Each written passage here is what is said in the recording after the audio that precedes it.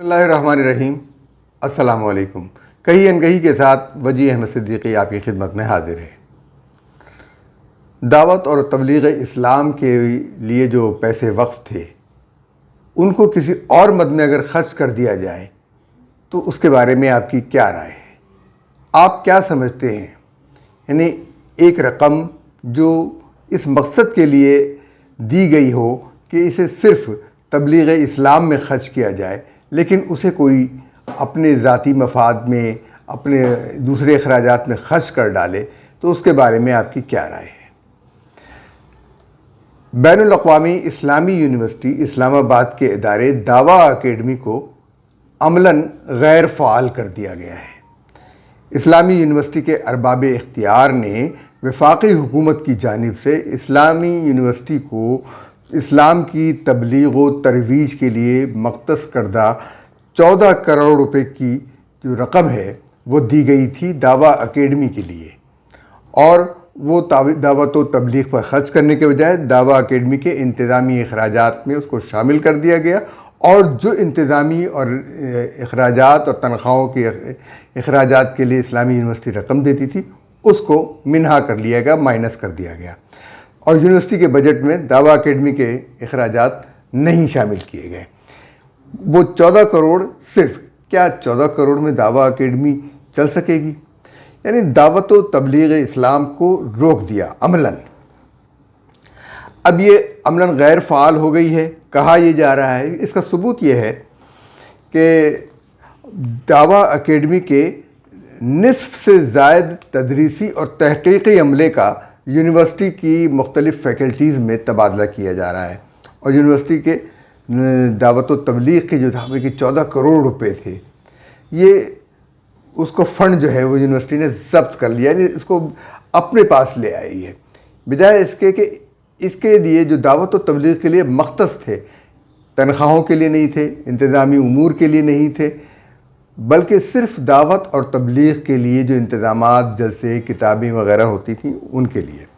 अब ये शिकायत जो हैं हमें इस्लामी यूनिवर्सिटी और अकेडमी के करीबी ज़राए ने दी हैं, और उनकी शिकायत किस हद तक दुरुस्त है, हम इसके बारे में यूनिवर्सिटी के अरबाब इख्तियार से भी राब्ते में रहे, लेकिन वहाँ से कोई इत्तला हमें मस्बत नहीं मिल सकी। और दावा अकेडमी को 1985 में एक सदारती हुक्म के ज़रिए कायम किया गया था। आइन में 8वीं तरमीम में दावत व तबलीग इस्लाम हुकूमत का फ़र्ज़ करार दिया गया था, जिस पर जनरल ज़ियाउल हक, मोहतरमा बेनज़ीर भुट्टो, नवाज़ शरीफ, जनरल परवेज़ मुशर्रफ, इमरान ख़ान और शहबाज शरीफ ने अमल करते हुए दावा अकेडमी को इस मकसद के लिए फ़ंड्स फराहम करते रहे, जारी रही ये रकम। अब ये अलग सवाल है कि तबलीग इस्लाम के लिए क्या सिर्फ 14 करोड़ रुपए ये काफ़ी हैं, या इस इदारे के लिए कम से कम कितने होने चाहिए? कोई एक रकम ऐसी तो हो ठोस जिससे तबलीग इस्लाम का काम हो, लेकिन बहरहाल वो भी गवारा नहीं हुए, वो भी रोक लिए गए।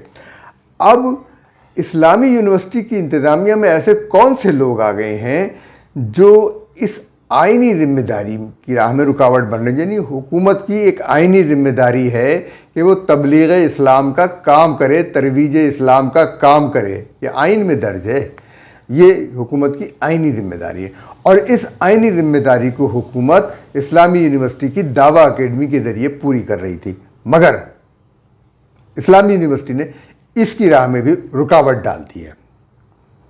वज़ारत ख़ज़ाना हायर एजुकेशन के ज़रिए दावा अकेडमी को सालाना दावत व तबलीग की सरगर्मियों के लिए बजट में रकम मख्तस करके देती रही है, लेकिन गुज़िश्ता चंद सालों से यूनिवर्सिटी जो है वो इस रकम को अकेडमी के इंतज़ामी मामलात के अखराजात में शामिल कर रही है, और इससे बहुत मुश्किलात पैदा हो रही हैं। तबलीगी सरगर्मियाँ कम से कम होती जा रही हैं, और वो मेयार भी गिरता जा रहा है। जो मेयार पहले मुकर्रर हुआ था उस मेयार से भी ये गिरते चले जा रहे हैं। तो इंतज़ामी मामलात और तनख्वाहों की मद में ख़र्च करके 2022 और 2023 में तकरीबन 14 करोड़ रुपए इसके लिए मख्तस किए गए। महंगाई हो रही है, महंगाई के हवाले से अगर 14 करोड़ रुपए की रकम का अंदाज़ा लगाया जाए तो ये कुछ भी नहीं है।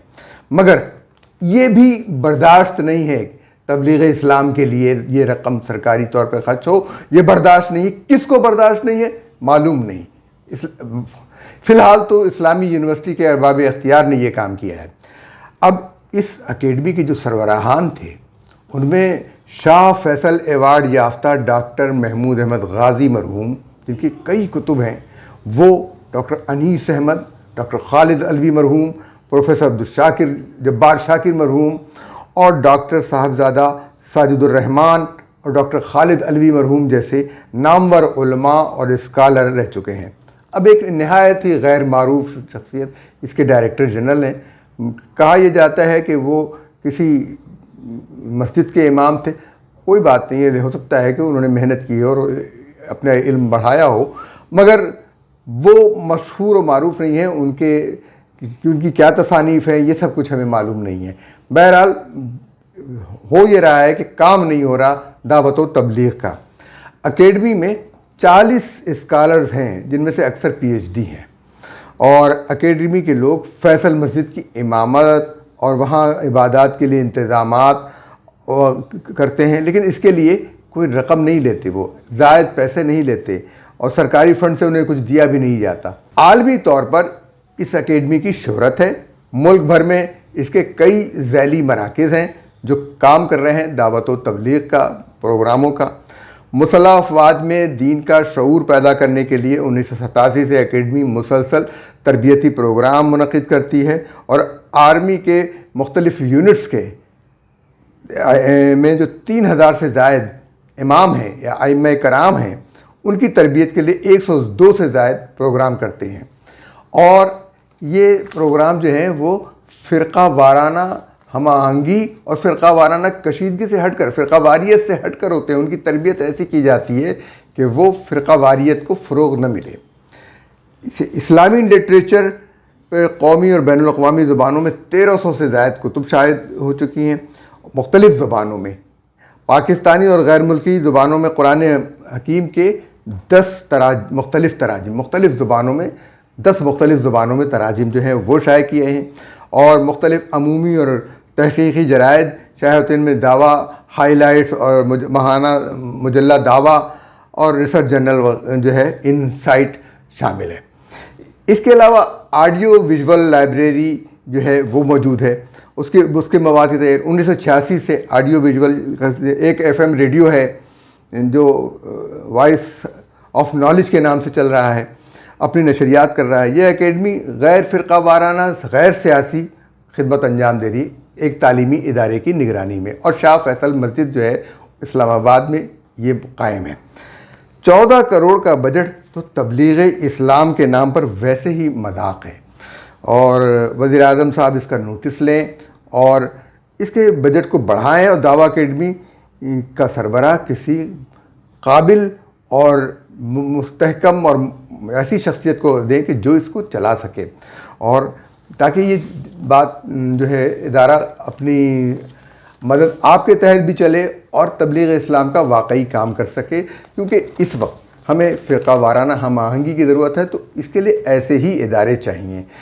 बात सिर्फ ये है कि मुल्क वैसे ही मुश्किलात का शिकार है और इस वक्त अगर कोई ऐसा इदारा जो तबलीग इस्लाम का काम करता हो तो उसको प्रमोट करना चाहिए और गैर फ़िरक़ा वाराना जो है रास्ते पे चल रहा हो तो वो भी ज़रूरी है। मुझे अफसोस से कहना पड़ता है कि इस्लामी यूनिवर्सिटी के लोग अरबाब इख्तियार ये सोचे समझे बगैर कि ये क्या मामलात हैं और बहुत सारे लोग जो हैं वो खींचातानी में, बहुत सारे इदारे इसमें मौजूद हैं, वो खींचातानी में कि इस इदारे को रकम क्यों मिलती है, उसको क्यों नहीं मिलती और इसको क्यों, यानी तमाम इदारों को काम करना चाहिए। लेकिन जो ज़रूरत है मुल्क की ज़रूरत है फ़िरक़ा वाराना हम आहंगी, मुल्क की ज़रूरत है एक ऐसा दीनी प्रोग्राम जो गैर मुतनाज़ा हो, जो मुतनाज़ा ना हो।